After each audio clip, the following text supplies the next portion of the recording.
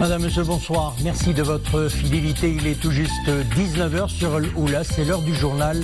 Voici les principaux titres.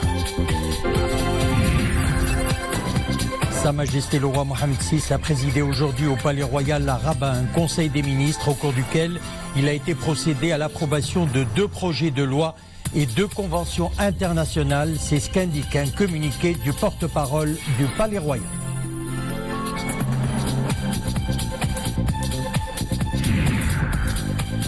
Les parquets chargés de la lutte antiterroriste du Maroc, de France, d'Espagne et de Belgique se retrouvent à Marrakech. La rencontre de 2 jours permettra d'échanger les points de vue sur l'évolution du crime terroriste, aussi bien sur le plan international et régional. Le Maroc, un leader dans la région en matière de lutte antiterroriste, a souligné le procureur-chef de l'audience d'Espagne.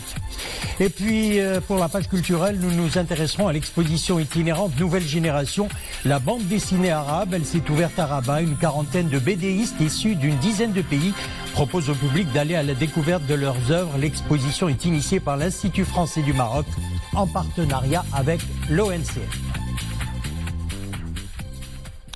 Au Palais Royal à Rabat, Sa Majesté le roi Mohamed VI a présidé un conseil des ministres au cours duquel il a été procédé à l'approbation de 2 projets de loi et 2 conventions internationales. Il s'agit du projet de loi organique relatif à la nomination aux hautes fonctions et d'un projet de loi relatif au contrôle import-export des marchandises à double usage civil et militaire, ainsi que les services y afférents. Le Conseil des ministres a également adopté 2 conventions internationales multipartites. Nous y reviendrons au cours de nos prochaines éditions.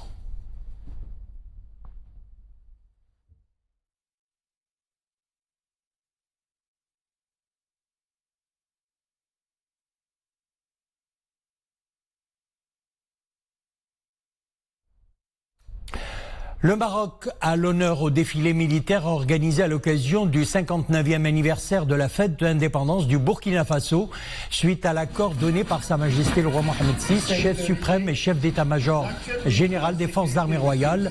Le drapeau de l'Académie royale militaire de Meknès a été décoré du grade de commandeur de l'ordre de l'étalon.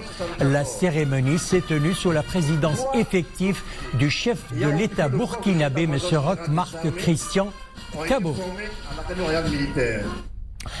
La Jamaïque réitère sa décision de retirer sa reconnaissance de la pseudo-raste dans une déclaration à la presse à l'issue de ses entretiens aujourd'hui à Rabat avec le ministre des Affaires étrangères et de la coopération africaine et des Marocains résidant à l'étranger, Nasser Bourita. La ministre des Affaires étrangères et du commerce extérieur de la Jamaïque, Madame Kamina Johnson-Smith, a indiqué que son pays soutient les efforts des Nations Unies visant à trouver une solution durable au conflit du Sahara. Les 2 pays ont conclu à cette occasion une convention qui servira de feuille de route pour la coopération bilatérale pour la période allant de 2020 à 2022. Les parquets chargés de la lutte antiterroriste du Maroc, de France, d'Espagne et de Belgique se retrouvent à Marrakech.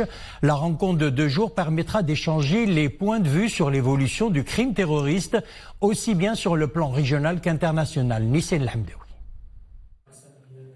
Pour contrer la menace terroriste qui pèse de tout son poids sur le monde, une seule solution, la mise en œuvre d'une coopération internationale entre les États. La coopération judiciaire est l'un des piliers majeurs de ce travail de concertation et de coordination. Cela fait à peu près 13 ans que le Maroc, l'Espagne, la France et la Belgique agissent comme une force unie au sein d'un groupe quadripartite antiterroriste.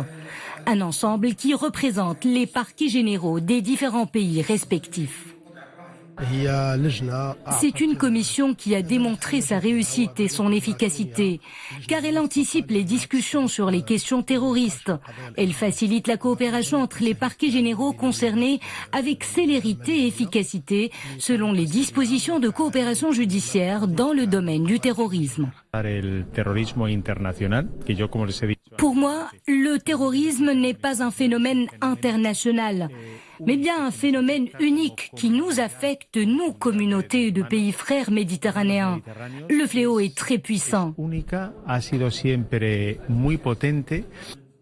Les institutions judiciaires et les services de sécurité de plusieurs États font face aujourd'hui à un défi de taille. Le retour des combattants terroristes dans leur pays d'origine. Les différents pays affûtent leur stratégie de coopération. Nous devons nous y préparer, nous devons lutter au mieux contre les réseaux qu'ils remettent en place et contre les nouvelles tentatives d'attentats que nous risquons de subir. Pour cela, nous sommes ici pour échanger, pour évoquer nos pratiques, pour avancer au mieux et progresser.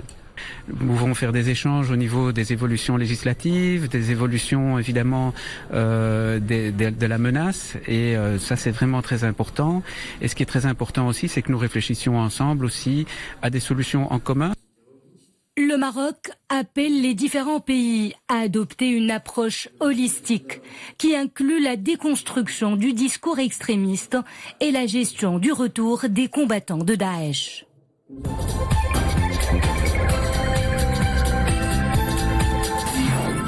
L'actualité internationale à présent, première escale, l'Algérie. Les manifestations contre la présidentielle se poursuivent à travers le pays, notamment à Alger, moins de 24 heures du scrutin.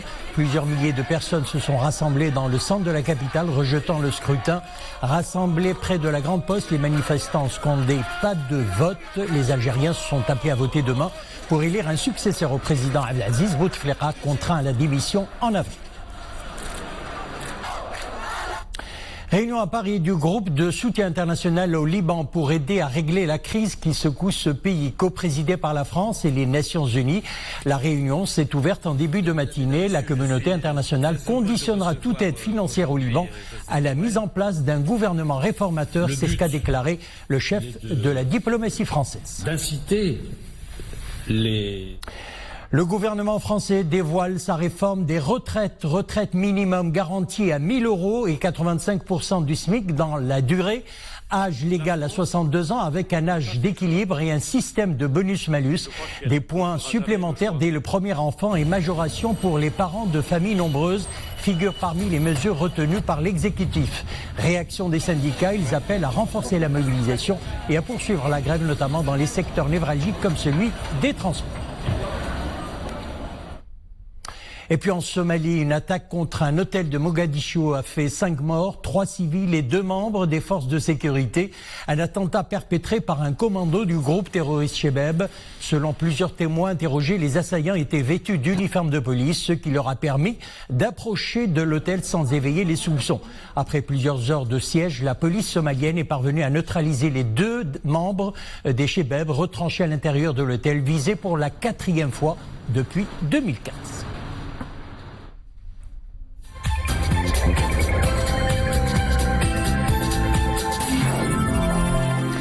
Retour chez nous et on va à Marrakech. Marrakech, ville touristique par excellence. Aujourd'hui, un record est battu. L'aéroport Menara Marrakech, plutôt Marrakech Menara, enregistre son 6 millionième passager pour cette année. Pour célébrer ce chiffre record, une cérémonie d'accueil de la passagère a été organisée ce matin par l'ONDA. Soumeya Bellayachi, Oumey Marramli.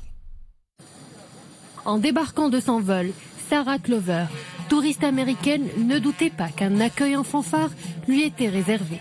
Elle est la 6 millionième passagère à avoir mis le pied cette année à l'aéroport Marrakech Menara. C'est ma première fois ici à Marrakech. Je suis très heureuse de l'accueil très chaleureux qu'on m'a réservé. Un accueil à la mesure de l'importance que revêt ce chiffre record pour la première destination touristique du royaume. Marrakech est une ville à vocation touristique et c'est pour cette même raison qu'elle est dotée d'un aéroport digne de sa réputation. À l'Office national des aéroports, notre but est d'améliorer et de renforcer l'attractivité de la destination Marrakech. D'année en année, l'évolution du trafic aérien à Marrakech augmente de 20%. Une tendance à la hausse qui vaut à ce bel édifice la 2e place, tout juste derrière l'aéroport international Mohammed V de Casablanca. Mais pas seulement. La plateforme Marrakech Menara se taille à elle seule le quart de l'activité aérienne au plan national.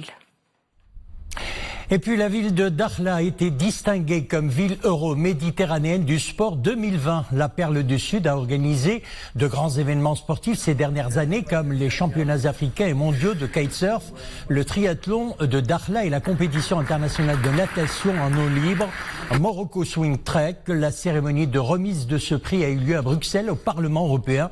Dakhla doit servir d'exemple pour d'autres villes africaines en termes d'investissement dans le sport, a affirmé le secrétaire général de la Fédération des capitales européennes et des villes du sport. On connaît les noms des lauréats de la 17e édition du Grand Prix national de la presse. La cérémonie s'est déroulée en présence du chef du gouvernement, de plusieurs ministres et personnalités du monde de la culture, de l'art, de la littérature et des médias. Adnan Herres, Zakaria Mokhimbillah. Le Grand Prix national de la presse récompense l'excellence dans le domaine journalistique. Le prix de la télévision est remporté ex aequo par Mehdi Mossadegh de 2M de l'émission Grand Angle et les journalistes Khadija Chouk et Aziz Fikhar d'El-Oula de la SNRT pour un documentaire intitulé Hayya al Falah du Maroc à l'Égypte. La journaliste Monia Orchi de la SNRT obtient le prix de la radio. Je suis fier de travailler à la radio et ravi que ce prix soit revenu à la radio nationale. Cette consécration a un goût particulier, surtout de la part d'un jury prestigieux qui inclut de grands noms de la presse.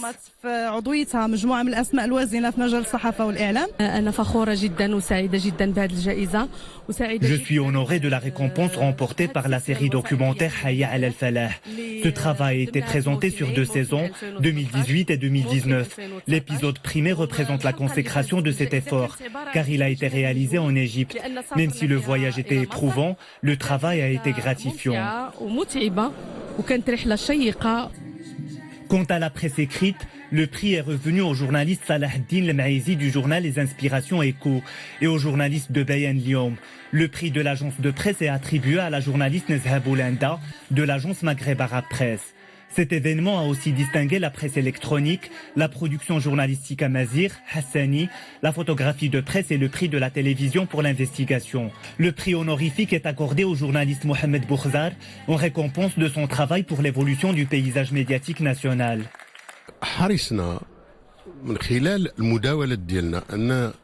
Nous avons veillé durant les délibérations à ce que la sélection des travaux journalistiques et leur évaluation respectent plusieurs critères, dont le plus important est la qualité.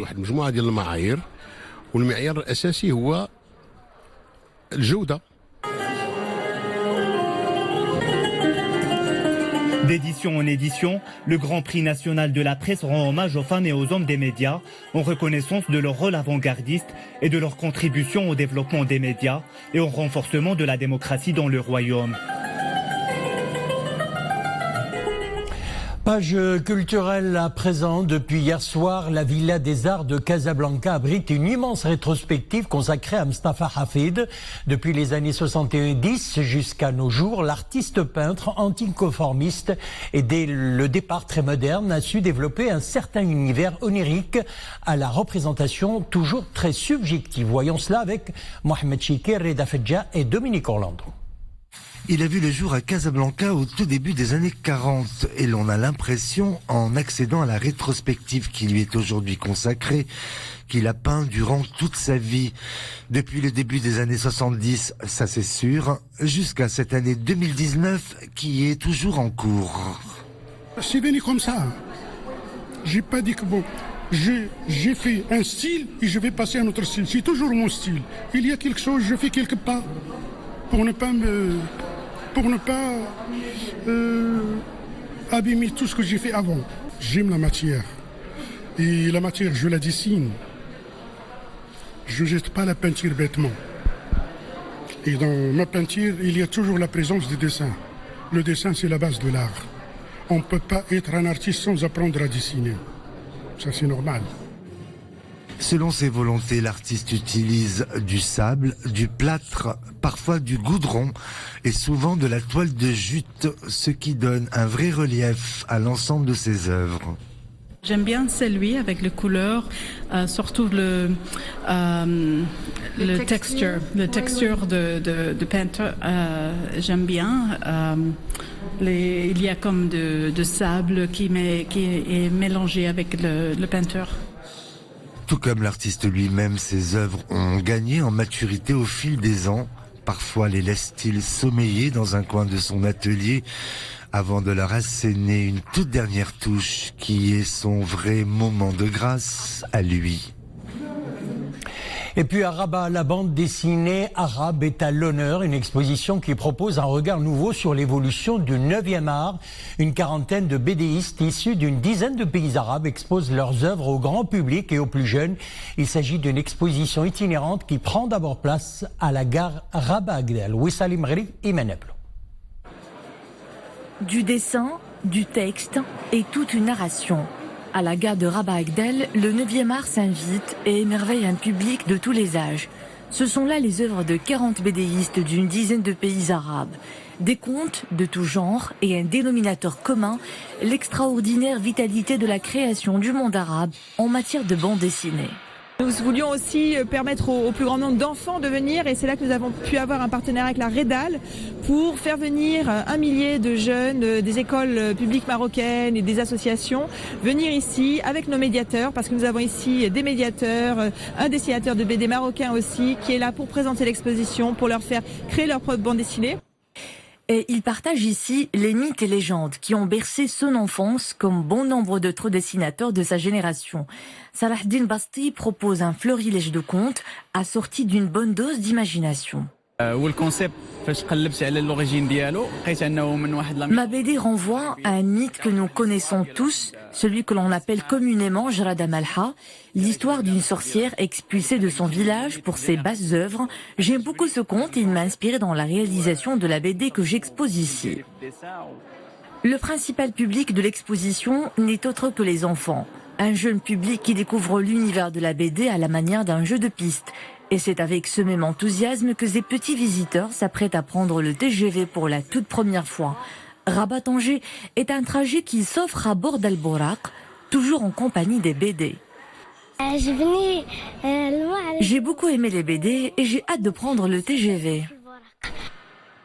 Ils sont 1 millier à savourer une expérience inédite, le temps de ce trajet. Les enfants vont aussi s'essayer à la réalité virtuelle, histoire de poser un nouveau regard sur des contes qui ne cessent de nourrir l'imaginaire collectif de plusieurs générations de BDistes et des passionnés des comics. Voilà une exposition qu'il faut aller voir et c'est à la gare Rabat Agdel. C'est la fin de notre édition, merci de l'avoir suivi. Retour de l'info sur Loula, 21h. Une excellente soirée et à demain.